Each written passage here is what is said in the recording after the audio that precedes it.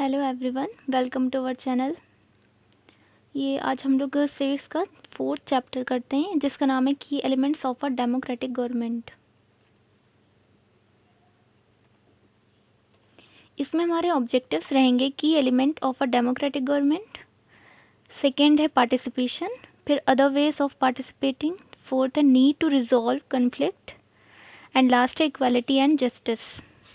तो यहाँ से हमारा चैप्टर स्टार्ट होता है कि elements of a democratic government. देखिए इस चैप्टर में स्टार्टिंग में एक स्टोरी बताई है साउथ अफ्रीका की, उसमें उसके अकॉर्डिंग फिर उसको एक्सप्लेन किया गया है इस चैप्टर को। इसमें कुछ एलिमेंट्स बताए गए हैं। लास्ट चैप्टर में हम लोगों ने ये पढ़ा था कि डेमोक्रेटिक गवर्नमेंट क्या होती है। डेमोक्रेटिक गवर्नमेंट वो गवर्नमेंट होती है जिसमें जो लीडर आता है जो हमारा, वो पीपल के थ्रू आता है, इलेक्शन के थ्रू आता है। और दूसरी टाइप की गवर्नमेंट होती थी जिसको मोनार्की कहते थे, जो किंग और क्वीन के थ्रू रूल की जाती थी।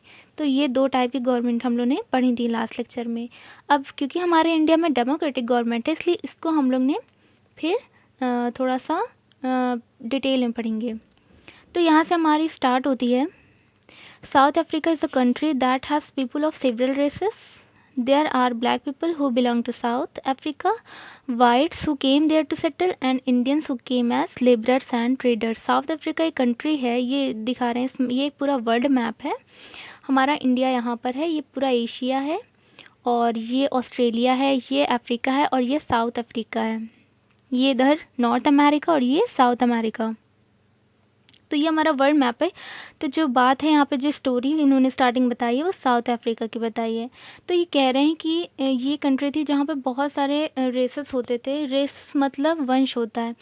तो यहाँ पर जो ब्लैक पीपल थे वो साउथ अफ्रीका से बिलोंग करते थे, वो वहीं के रहने वाले थे। और जो वाइट पीपल थे वो वहाँ पे सेटल होने के लिए आए थे। और जो इंडियंस थे वो वहाँ पर एज अ लेबरर और ट्रेडर की तरह गए थे, वहाँ पर ट्रेड करते थे। तो ये जो स्टोरी यहाँ से स्टार्ट होती है माया नायडू की है। ये एक 11 साल की बच्ची है, साउथ अफ्रीकन गर्ल है। तो वो एक टाउन है वहाँ पर जॉन्सबर्ग, वहाँ पे वो रहती है। वहाँ पे वो अपनी मम्मी की हेल्प कर रही होती है काम में। तो उसे एक स्क्रैप बुक मिलती है जिसमें बहुत सारी पिक्चर्स न्यूज़पेपर से देखने को मिलती है। तो वहाँ पे एक वो पिक्चर देखती है एक 15 साल की लड़की की। तो वो अपनी मम्मी से पूछती है, मम्मी ये कौन था? तो उसकी मम्मी कहती हैं कि इसका नाम हेक्टर नॉर्डलोव था और इसको पुलिस ने गोली से मार दिया था, इसको मार दिया था। तो वो शॉक हो जाती है, माया शॉक हो जाती है, पूछती है ऐसा क्यों? तो फिर वो पूरी स्टोरी बताती है उसकी मम्मी उसे कि इसके पीछे क्या स्टोरी है। तो वो बताती है कि यहाँ पर पहले के टाइम पे क्या था कि यहाँ पर जो जिस तरह से गवर्नमेंट थी वो अपार्थाइड लॉज को फॉलो करती थी। अपार्थाइड लॉज वो लॉज होता है जिसमें ब्लैक पीपल के लिए रूल अलग होते हैं और वाइट और कलर्ड पीपल के लिए रूल अलग होते हैं। तो बहुत सारे डिफरेंसेस होते हैं अब इस लॉज में, अपार्थाइड लॉज में। तो वो बताती है कि अपार्थाइड इसका नाम है separation on the basis of race. इसका मतलब होता है अपार्थाइड का मतलब कि रेस के बेसिस पे उनके बीच का जो सेपरेशन है, जो डिफरेंस है, ठीक है। तो साउथ अफ्रीकन पीपल वर डिविडेंट into white, black, Indian and coloured races. इतने टाइप के वहाँ पे थे। तो अलग अलग रूल था उन लोगों के लिए, अलग अलग चीज़ें थी उनके लिए। जो फैसिलिटीज़ जो होती हैं, रिसोर्सेज जो होते हैं, वो सब अलग अलग थे। तो according to the law these races were not allowed to mingle with each other, to live near each other or even to use common facilities. इस लॉ के अकॉर्डिंग वो लोग एक साथ नहीं रह सकते थे, एक दूसरे पास में भी नहीं बैठ सकते थे, रह सकते थे। बल्कि यहाँ तक जो फैसिलिटीज़ थी, कॉमन फैसिलिटीज़ जो होती हैं, जैसे कन्वेंस हो गया, हमारा हमारा बस है, ट्रेन, यहाँ इससे मतलब कैसे अब ट्रैवल करना है, तो वो हर चीज़ अलग अलग होती थी उन लोगों की। स्टॉपेज तक अलग होता था। तो हर चीज़ एकदम डिफरेंट होती थी। Maya could not believe her ears. उसे यकीन ही नहीं आता कि ऐसे कैसे हो सकता है। तो उसकी मम्मी जो होती हैं वो थोड़ा सा गुस्से में होती हैं, गुस्से में आ जाती है उनको। तो और फिर वो पूरा बताती हैं कि एक्चुअली हुआ क्या था इस लड़के के साथ। तो बताती हैं कि पहले तो वो पूरी सिचुएशन बताती हैं कि अपार्थाइड के लिए क्या क्या होता है। तो वो बताती हैं कि हॉस्पिटल्स अलग होते हैं, इनके एम्बुलेंसेस अलग होती हैं, और एम्बुलेंसेस में भी जो जैसे वेल इक्विप्ड एम्बुलेंस होती हैं, जैसे एम्बुलेंस के अंदर बहुत सारी मशीनें होती हैं ना, कि जैसे ऑक्सीजन के लिए जल्दी से वो लोग लगा देते हैं, तो काफ़ी उसमें भी अच्छी होती है। एक होती है वेल इक्विप्ड, सारी सिस्टम वहाँ पे मौजूद है एम्बुलेंस के अंदर और पेशेंट के लिए, और दूसरी एकदम ऐसे ही नॉर्मल वाली होती है, तो उसमें भी डिफरेंस रहता है। जो वाइट पीपल होते हैं उनके लिए वेल इक्विप्ड एम्बुलेंस होती है, और जो ब्लैक पीपल होते हैं उनके लिए नॉर्मल। तो इस तरह से बहुत सारे डिफरेंसेस होते हैं। बस स्टॉप उन लोग के अलग अलग होते हैं ब्लैक और वाइट पीपल के लिए। तो इस लॉ के अकॉर्डिंग ये सब कुछ रूल्स थे। तो ये बताती हैं वो। उसके बाद बताती हैं non whites were not allowed to vote. ये एक बात उन्होंने बताई कि जो ब्लैक थे, मतलब नॉन वाइट थे, वाइट के लिए अलग, नॉन वाइट के लिए अलग। तो कहती हैं जो नॉन वाइट थे वो वोट भी नहीं दे सकते थे, उनको ये राइट नहीं था। और जो बेस्ट लैंड होती थी, जैसे कंट्री होती है तो उसमें कई हर जगह पर अलग अलग टाइप की लैंड होती है। कहीं पे बहुत ज़्यादा फर्टाइल होती है, कहीं पे थोड़ी बैरन होती है, तो इस टाइप की लैंड होती है।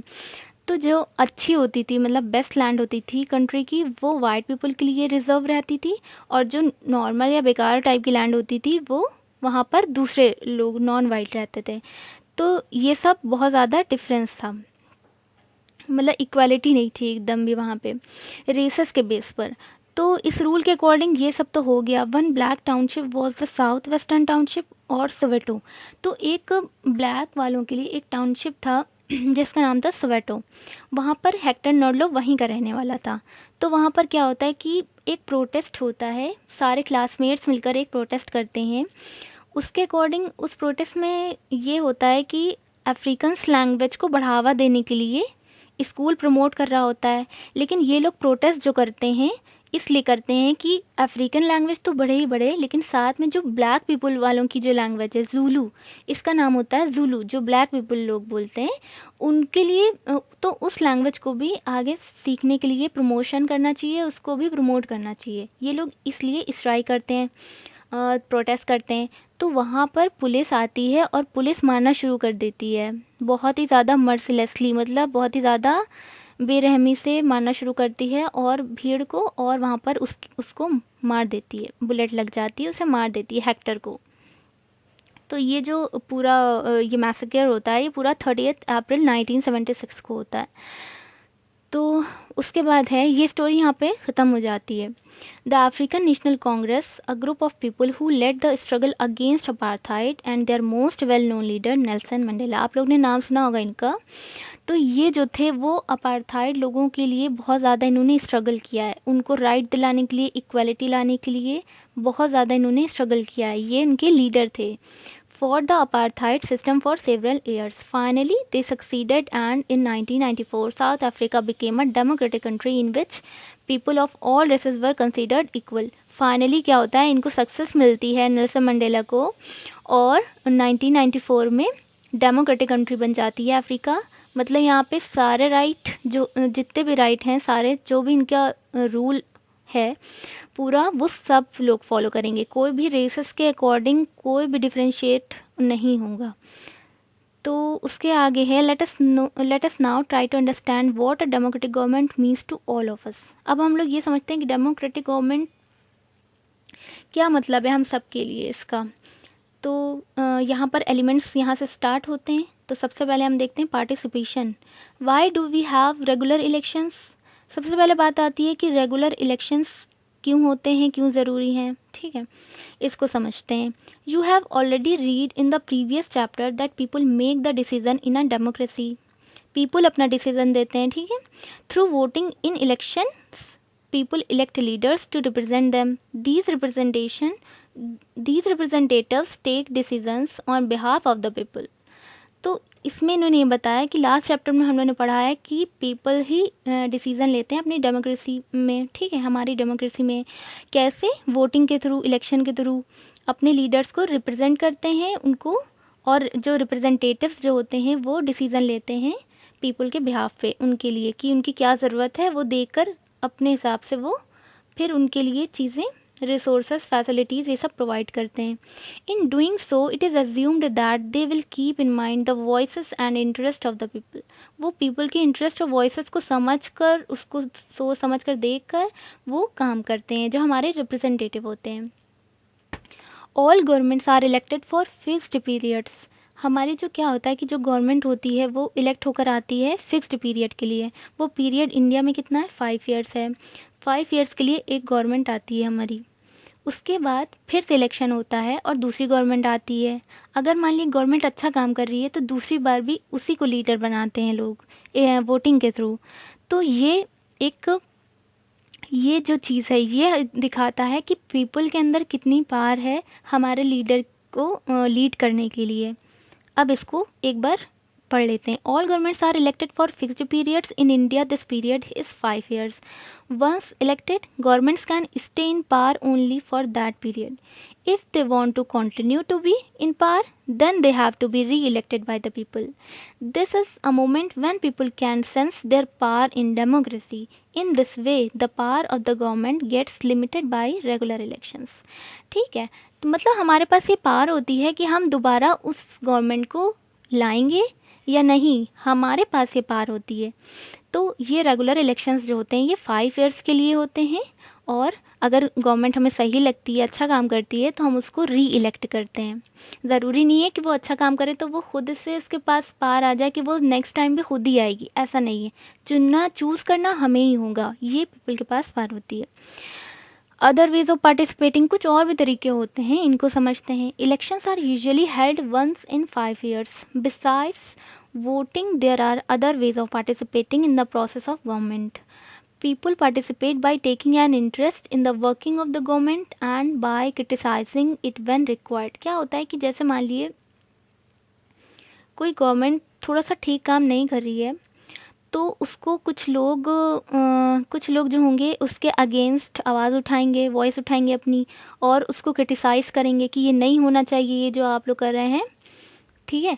तो इस तरह से जो होता है, तो ये भी एक दूसरा तरीका होता है गवर्नमेंट के हमारी पूरी गवर्नमेंट डेमोक्रेसी में पार्टिसिपेट करने का।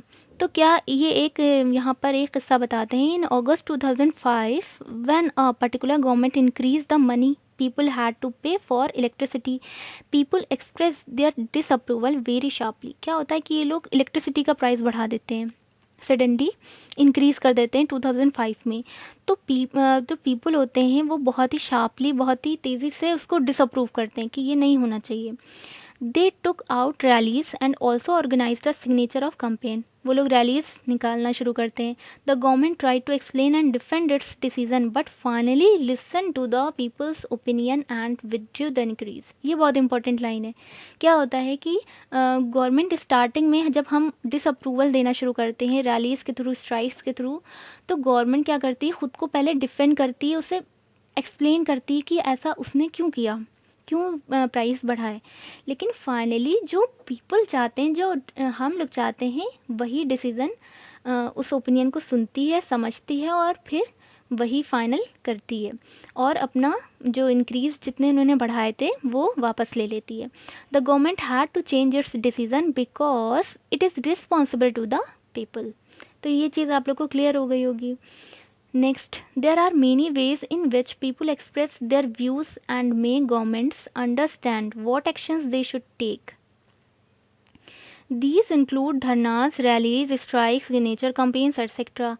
Things that are unfair and unjust are also brought forward. Newspapers, magazines and TV also play role in discussing government issues and responsibilities. क्या होता है कि पीपल को अपनी सोच, अपने थॉट्स एक्सप्रेस करने के लिए बहुत सारे इसके मेथड होते हैं।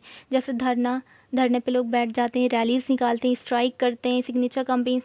तो बहुत सारी चीज़ें ऐसी होती हैं जो हमें अनजस्टिस, अनफेयर चीज़ों के लिए हमें आगे बढ़ाती है कि ये नहीं होना चाहिए, ये होना चाहिए।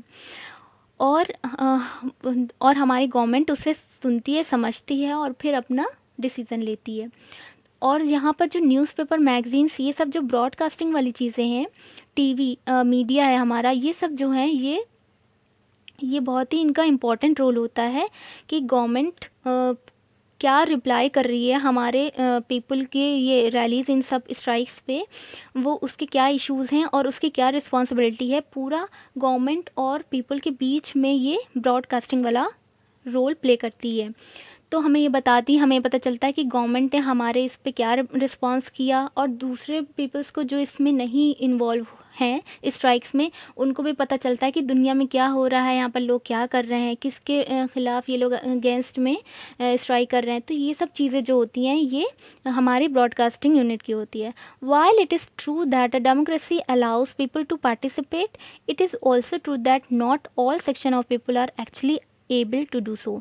जैसे हम लोग कहते हैं कि हम लोग को ये राइट मिला है कि हम लोग डेमोक्रेसी में इस तरह से पार्टिसिपेट कर सकते हैं, अपनी आवाज़ उठा सकते हैं, कुछ भी गलत होता है, अनफेयर होता है तो उसके ख़िलाफ़ हम लोग स्ट्राइक कर सकते हैं। लेकिन ये भी चीज़ है कि कुछ सेक्शन ऐसा है लोगों का, वो इसमें नहीं आते हैं, वो इसमें नहीं इन्वॉल्व होते हैं। जैसे ट्राइब्स जो होती हैं, हमारे यहाँ की ट्राइब्स होती हैं, कुछ वुमेन होती हैं, कुछ कम्युनिटी होती हैं, माइनॉरिटी कम्युनिटी होती हैं, दलित हैं, आदिवासी हो गए, ये सब जो होते हैं ये जल्दी ये लोग अपना पार्टिसिपेशन नहीं करते हैं इस तरह से। If a country's people are alert and interested in how the country is run, the democratic character of the government of that country will be stronger. अगर हम लोग को देखना है कि किसी कि डेमोक्रेटिक करेक्टर क्या कितना ज़्यादा स्ट्रॉन्ग है किसी कंट्री का, तो हम लोग देखेंगे कि वहाँ पे पीपल कितना ज़्यादा अलर्ट हैं अपनी कंट्री के लिए। तो इसके लिए क्या होना चाहिए, हम लोग को पता होना चाहिए कि गवर्नमेंट ने कौन सी पॉलिसी नहीं निकाली, वो कैसे इसको इम्प्लीमेंट करेगी, वो कैसे इसे एग्जीक्यूट करेगी। तो ये सब चीज़ें जब हम लोग एक एक पीपल को पता होगी, तभी तो वो उसके ख़िलाफ़ या उसके सपोर्ट में कुछ एक्शन ले पाएगी कि हाँ इसमें हम लोग को साथ देना चाहिए, इसके ख़िलाफ़ ये गलत है तो इसके ख़िलाफ़ हम लोग को स्ट्राइक निकालनी चाहिए। तो हमें अगर डेमोक्रेटिक करेक्टर को स्ट्रॉन्ग बनाना है तो उसके लिए एक एक पीपल का अलर्ट होना ज़रूरी है।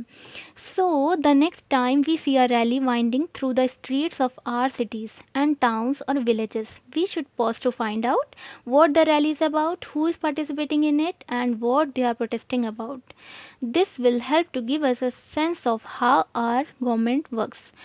क्या होता है कि ये कह रहे हैं इस चैप्टर में कि थोड़ी सी ये लोग सीख भी देते हैं ना, तो इस चैप्टर में ये सीख हम लोग को दे रहे हैं कि अगर आप लोग नेक्स्ट टाइम में किसी रैली को देखिएगा, किसी धरना को देखिएगा, किसी स्ट्राइक, किसी प्रोटेस्ट करने वाले लोगों को देखिएगा, तो वहाँ पर रुकिएगा, उन लोग से बात कीजिएगा, समझिएगा कि ये लोग किस बात इसका लीडर कौन है सबसे पहले, और ये क्यों किया जा रहा है, इसका मोटिव क्या है, ये सब चीज़ें समझने की कोशिश कीजिएगा।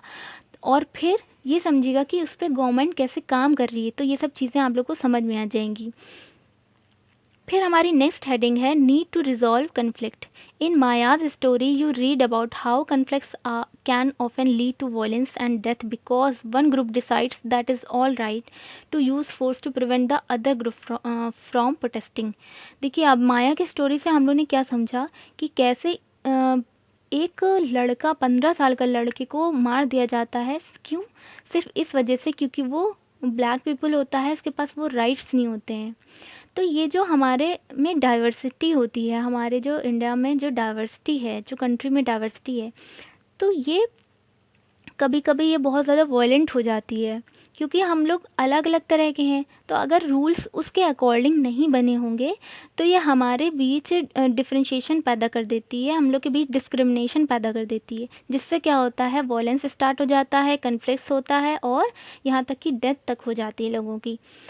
तो ये चीज़ें हमें इस स्टोरी से समझ में आई। Conflicts occur when people of different cultures, religions, regions और economic backgrounds do not get along with each other. क्या होता है, जो जिसको सारी फैसिलिटीज़ मान लिए प्रोवाइड हैं और दूसरे ग्रुप को नहीं प्रोवाइड हैं, तो वो उसके ऊपर हावी रहेंगे, वो उसके ऊपर अपना ज़ोर बनाएंगे, ये चीज़ होती है। और ये हमारे में डाइवर्सिटी है, डिफरेंट कल्चर्स हैं, रिलीजन्स हैं, रीजन्स हैं, इसलिए ये सब चीज़ें होती हैं।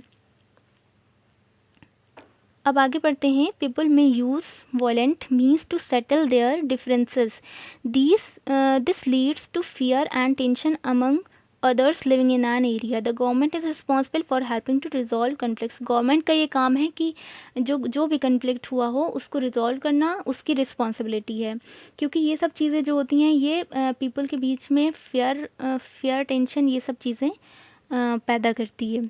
Let's read about some of the conflicts in our society and the role of the government in resolving them. अब हम लोग कुछ ऐसे एग्जाम्पल देखेंगे कि हमारे सोसाइटी में कन्फ्लिक्ट्स थे और उस पर गवर्नमेंट ने कैसे इसे सॉल्व किया, कैसे इसे रिजॉल्व किया, उस इशू को कैसे ख़त्म किया. चलिए यहाँ पे स्टार्ट करते हैं. Religious processions and celebrations can sometimes lead to conflicts. क्या होता है कि हम लोग जानते हैं कि बहुत सारे यहाँ पे रिलीजन है, हिंदू, मुस्लिम, सिख्स, जैन सब हैं. तो क्या होता है कभी कभी जैसे कोई फेस्टिवल हिंदूज़ का है, कोई मुस्लिम्स का है, तो वहाँ पर एक डेट पर जाती, सेम डेट पर जाती है. मान लिए उन लोगों को भी अपनी यात्रा निकालनी है और मुस्लिम्स को इधर अपनी जुलूस निकालना है, तो मान लीजिए सेम डेट में है, तो वहाँ पर प्रॉब्लम होने की, कन्फ्लिक्ट होने की पूरी पॉसिबिलिटीज़ होती हैं, क्योंकि वो चाहते हैं कि आप हमारे में इंटरफेयर ना करें, वो चाहेंगे कि आप हमारे में इंटरफेयर ना करें. तो वहाँ पे पत्थरबाजी होता है, लड़ाई हो जाती है, झगड़ा हो जाती है, कुछ भी हो सकता है. तो इसकी पूरी रिस्पॉन्सिबिलिटी किसकी होती है? गवर्नमेंट की होती है कि वो ऐसा वॉलेंस ना पैदा होने दे वहाँ पर. उसके लिए वो क्या करती है, पुलिस एक डिपार्टमेंट, पुलिस डिपार्टमेंट को वहाँ पर पूरा उसे बताती है कि आपको ये चीज़ ध्यान रखना है कि कुछ भी यहाँ पर झगड़ा ना होने पाए. इसको भी पढ़ते हैं. For example, the route a procession takes may lead to a conflict. The government, particularly the police, play an important role in getting representatives of concerned communities to meet and try and arrive at a solution. At times, there is fear that violence may erupt, with people throwing stones or trying to disrupt the procession. The police is responsible for ensuring that violence does not take place. ठीक है, police की ये पूरी responsibility होती है कि वहाँ पे वायलेंस ना होने पाए. वो क्या करेगा, दोनों रिलीजन वालों के लीडर से बात करेगा, पूरा उनसे टाइमिंग पूरी सॉर्ट आउट करेगा कि किस टाइम पे कहाँ से कौन सी रैली निकलनी है. तो इस तरह से वहाँ पर पूरी पुलिस की जिम्मेदारी होती है और पुलिस को ऑर्डर मिलता है गवर्नमेंट के थ्रू. तो इस तरह से ये हमने एक मैटर पढ़ लिया, एक कन्फ्लिक्ट. दूसरा होता है रिवर. रिवर का क्यों ज़्यादा इशू होता है, क्योंकि रिवर जो होती है हमारी, ये ऐसा तो है नहीं कि यूपी की रिवर यूपी से स्टार्ट हुई और यूपी में ही ख़त्म हो गई, ऐसा नहीं होता है. यूपी की रिवर है, आगे बिहार और सब जगह जा रही है, तो एक स्टेट से दूसरे स्टेट में भी जाती है, यहाँ तक कि तीसरे स्टेट में भी जा सकती है. तो इस तरह से जो होता है, तो वहाँ पे अलग अलग हमारे लीडर होते हैं हर स्टेट में. तो वहाँ पे उन अपने जो इरिगेशन ये सब जो होता है ना, इसके लिए वो लोग जो डैम बनाते हैं, तो इसको लेकर इशू होता है कि हम कितना पानी इस रिवर से यूज़ कर रहे हैं, हमारी गवर्नमेंट कितना पानी यूज़ कर रही है. इस पे कन्फ्लिक्ट होता है. इसको भी रीड करते हैं. Rivers too can become a source of conflict between states. A river may begin in the one place, flow through another and end in a third. The sharing of river water between different places that the river goes through is becoming an issue of conflict.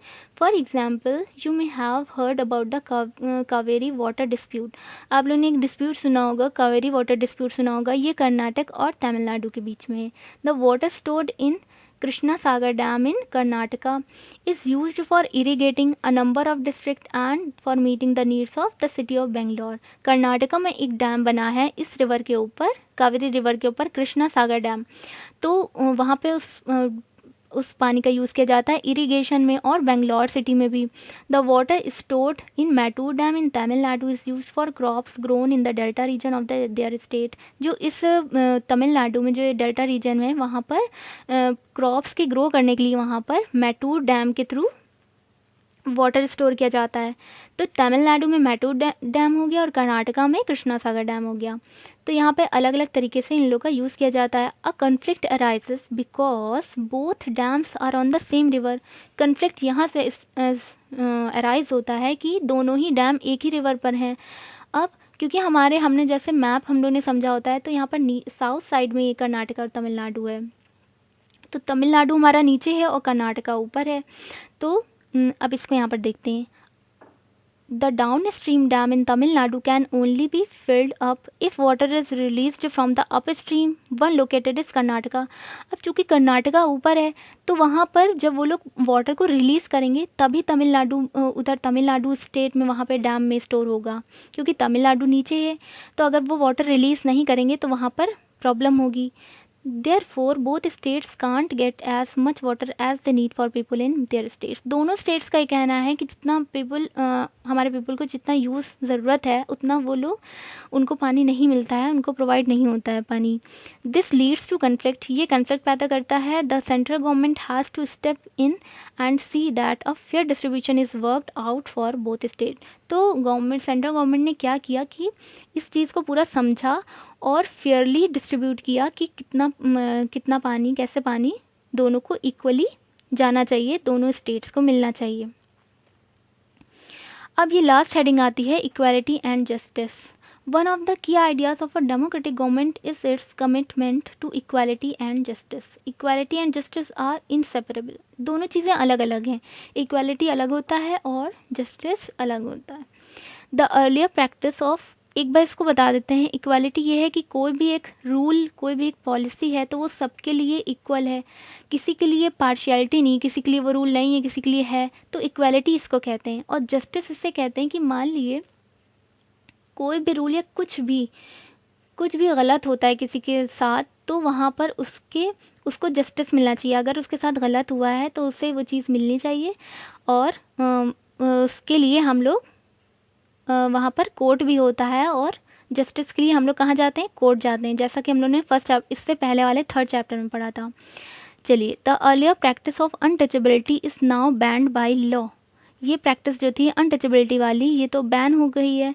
This group of people were denied education, transport और medical facilities and even the chance to offer prayers. तो ये जो untouchables होते थे, हमारे Dalits होते थे, इनके लिए बहुत ज़्यादा पहले वो थी, मतलब बहुत ज़्यादा डिस्क्रिमिनेशन था कि एजुकेशन एक साथ नहीं कर सकते, मेडिकल फैसिलिटीज़ अलग थी, सही से नहीं थी, और प्रेयर्स भी एक साथ नहीं कर सकते थे, इनके लिए अलग होता था कि ये यहाँ जहाँ पे सारे पीपल्स होते थे प्रेयर करते थे वहाँ पे ये आके प्रेयर नहीं कर सकते थे. तो कई सारी डिस्क्रिमिनेशन थे इन लोगों के लिए. तो डॉक्टर अम्बेडकर जो थे इन्होंने बहुत ज़्यादा स्ट्रगल किया इन लोगों के लिए, राइट के लिए. तो उन्होंने अपनी बुक में लिखा, whom you have read about earlier in this book and many others. ये बता रहे हैं कि आप लोगों ने स्टार्टिंग में, इससे पहले हम लोग ये पढ़ चुके हैं कि डॉक्टर अम्बेडकर ने क्या क्या किया अपने अनटचेबल्स के लिए. realized that such practices must not continue and that justice can only be achieved when people are treated equally. Justice सभी इन लोगों को मिलेगा जब इक्वली पीपल को ट्रीट किया जाएगा, चाहे वो अनटचेबल्स हों चाहे कोई हो, सबके एक राइट होंगे, तभी इन लोगों को जस्टिस मिलेगा. The government also recognizes this and makes special provisions for groups within society that are unequal. तो क्या होता है कि मान लिए अभी से, आज से मान लिए कोई 1 साल तक ये चलता है कि एक कम्युनिटी के साथ गलत हो रहा है, मतलब उनको वो राइट नहीं है जो हमें मिले हुए हैं राइट. तो आगे गवर्नमेंट क्या करेगी, उनको इक्वल लाने के लिए उनको कुछ स्पेशल प्रोविजंस देगी, उनके लिए कुछ स्पेशल रूल बनाएगी ताकि वो इक्वल आ सकें. जो नॉर्मल जो सोसाइटी चल रही है उनको इक्वल लाने के लिए कुछ स्पेशल प्रोविजन बनाएगी. तो यहीं पे यही बात कही है. For instance in our society there is a general tendency to value and care for the boy child more than the girl child. जैसे वुमेन के लिए कई सारे स्पेशल प्रोविज़न बनाए गए हैं. क्यों? क्योंकि स्टार्टिंग से ही बॉय को ज़्यादा वैल्यू और केयर दी जाती है in compare to girl child.